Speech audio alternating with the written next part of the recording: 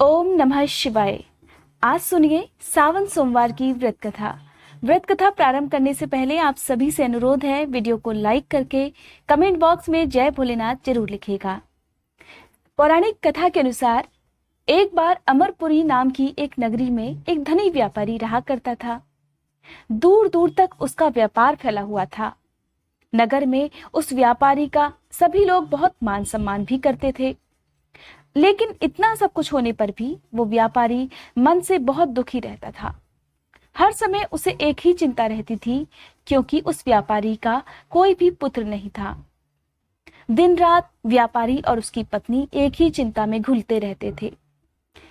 व्यापारी रात दिन सोचा करता कि उसकी मृत्यु के बाद उसके इतने बड़े व्यापार और धन संपत्ति की देखभाल कौन करेगा।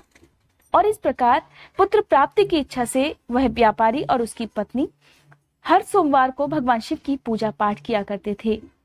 शाम होने पर व्यापारी शिव मंदिर में जाकर भगवान शिव के सामने घी का दीपक भी जलाया करता था। सावन के महीने में व्यापारी और उसकी पत्नी दोनों ही शिव मंदिर जाकर शिवलिंग पर जल चढ़ाते, भांग धतूरा बेलपत्र अर्पित करने के साथ साथ रोज नियम से मंत्रों का जाप करते हुए भगवान शिव की पूजा किया करते थे।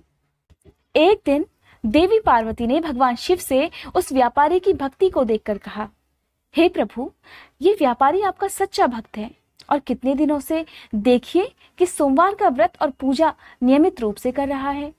हे भगवान, आप इस व्यापारी की मनोकामना पूरी क्यों नहीं करते? देवी पार्वती की बात सुनकर भगवान शिव ने मुस्कुराते हुए कहा, हे देवी, इस संसार में सबको उसके कर्म के अनुसार फल की प्राप्ति होती है। मनुष्य जैसा कर्म करते हैं उन्हें वैसा ही फल प्राप्त होता है। अपने पूर्व जन्म के कर्मों के अनुसार ही ये व्यापारी आज संतानहीनता का दुख झेल रहा है। भगवान शिव की बात सुनकर देवी पार्वती जी नहीं मानी। उन्होंने उनसे बार बार आग्रह करते हुए कहा, हे प्रभु, आपको तो इस व्यापारी की इच्छा पूरी ही करनी पड़ेगी और ये आपका अनन्य भक्त भी है। हर सोमवार को आपका विधि पूर्वक व्रत भी रखता है। पूजा पाठ करने के बाद आपको भोग लगाकर एक समय ही भोजन भी ग्रहण करता है। इसलिए आपको इसे पुत्र प्राप्ति का वरदान देना ही चाहिए। अगर आप इसे पुत्र प्राप्ति का वरदान नहीं देंगे तो लोगों का आप पर से विश्वास उठ जाएगा।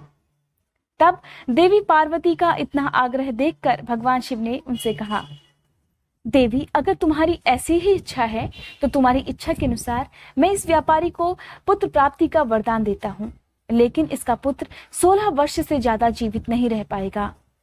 उसी रात भगवान शिव ने सपने में उस व्यापारी को दर्शन देकर उसे पुत्र प्राप्ति का वरदान दिया और उससे कहा कि उसके पुत्र की आयु केवल 16 वर्ष तक ही रहेगी। भगवान शिव से सपने में मिले इस वरदान से उस व्यापारी को खुशी तो हुई, लेकिन अपने पुत्र की अल्पायु की चिंता ने उस खुशी को भी दूर कर दिया। वरदान मिलने के बाद भी व्यापारी हर रोज भगवान शिव की पूजा करता रहा और सोमवार को विधि पूर्वक व्रत भी करता रहा।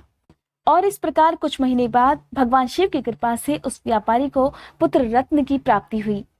क्योंकि उस व्यापारी को अपने पुत्र की अल्पायु का भी पता था, इसलिए वो अपने पुत्र के जन्म पर बहुत ज्यादा खुश भी नहीं हो पाया।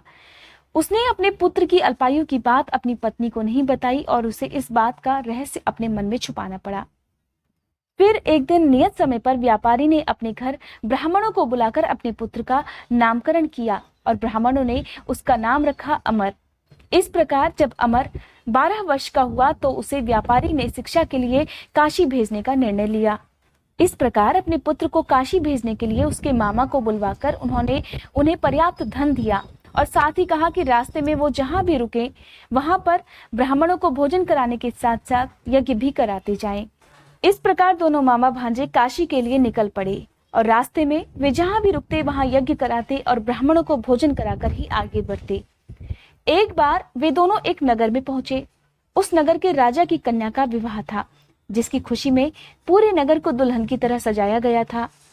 निश्चित समय पर बारात भी आ गई, लेकिन वर का पिता अपने बेटे के एक आंख से काने होने के कारण बहुत परेशान था और उसे इस बात का भय सता रहा था कि राजा को अगर इस बात का पता चल गया तो कहीं वे विवाह करने से इनकार ही ना कर दे और इससे उसकी बदनामी भी हो जाएगी।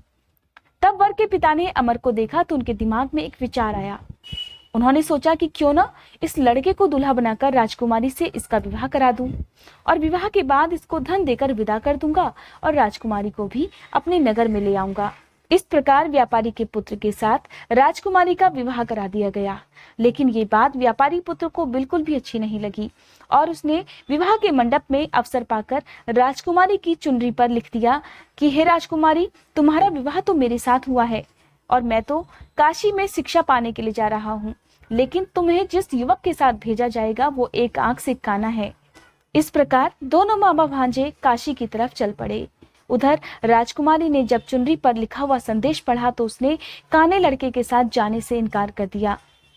इस तरह बारात को बिना दुल्हन के ही वापस होना पड़ा। उधर दोनों मामा भांजे जब काशी पहुंचे तो उन्होंने वहां पर यज्ञ कराया और ब्राह्मणों को भी भोजन कराया।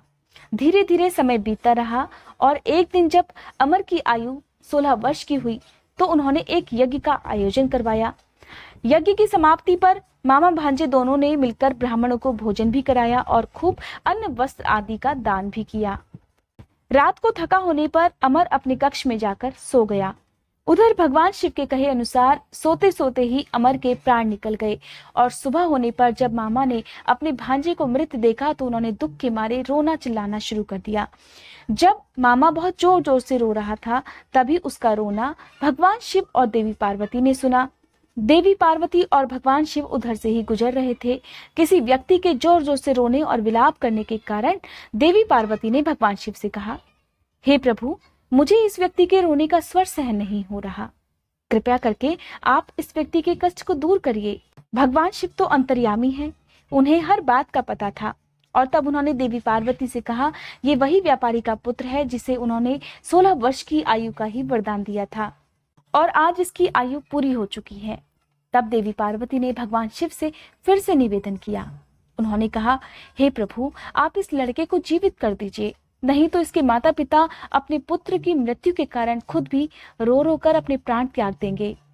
और इस लड़के का पिता तो आपका परम भक्त है, वर्षों से वो बिना कुछ मांगे सोमवार का व्रत भी करता है और आपको भोग भी लगा रहा है। इस प्रकार देवी पार्वती के बार बार आग्रह करने पर आखिरकार भगवान शिव ने उस लड़के को जीवित होने का वरदान दे दिया और उसे लंबी आयु का भी वरदान दिया। इस प्रकार भगवान शिव के आशीर्वाद से वह लड़का कुछ ही पल में जीवित होकर उठ बैठा। उस लड़के की शिक्षा भी पूरी हो चुकी थी। इस प्रकार शिक्षा पूरी कर मामा भांजे दोनों वापस अपने नगर की तरफ चल दिए। चलते चलते दोनों उसी नगर में पहुंचे जहां अमर का विवाह हुआ था। उस दिन उस नगर में भी अमर और उसके मामा ने यज्ञ का आयोजन करवाया और पास से ही गुजरते हुए नगर के राजा ने यज्ञ का आयोजन देखा तो उन्होंने तुरंत अमर को पहचान लिया। यज्ञ समाप्त होने पर राजा अमर और उसके मामा को अपने महल में ले गए जहां दोनों मामा भांजे की खूब आवभगत की गई और फिर बहुत सारा धन वस्त्र देकर राजकुमारी को अमर के साथ विदा कर दिया गया। रास्ते में सुरक्षा के लिए राजा ने बहुत से सैनिकों को भी साथ भेज दिया और घर पहुंचने से पहले ही उन्होंने अपने आने की सूचना एक दूत के हाथों भिजवा दी। उधर व्यापारी और उसकी पत्नी दोनों सुबह से ही भूखे रहकर अपने पुत्र के जीवित वापस लौटने की प्रतीक्षा कर रहे थे। उन्होंने सोच लिया था कि अगर उन्हें अपने पुत्र की मृत्यु का समाचार मिला तो वे भी अपने पुत्र के दुख में अपने प्राण त्याग देंगे। लेकिन अपने पुत्र के सकुशल वापस लौटने की बात जब उन्हें पता चली तो वे धूमधाम से अपनी बहू और अपने बेटे को अपने घर वापस लिवा कर लेकर आए। उसी रात भगवान शिव ने उन्हें सपने में दर्शन देकर कहा कि हे व्यापारी, मैंने तेरे सोमवार के व्रत करने और व्रत की कथा सुनने से प्रसन्न होकर तेरे पुत्र को लंबी आयु का वरदान दिया है। इस तरह भगवान शिव की पूजा करने से और सोमवार के व्रत करने से व्यापारी के घर में खुशियां लौट आई। ये थी सोमवार व्रत कथा। उम्मीद करती हूँ आज की ये वीडियो आपको पसंद आई होगी। अगर आपको आज की ये वीडियो पसंद आई हो तो मेरे चैनल को जरूर सब्सक्राइब कीजिएगा।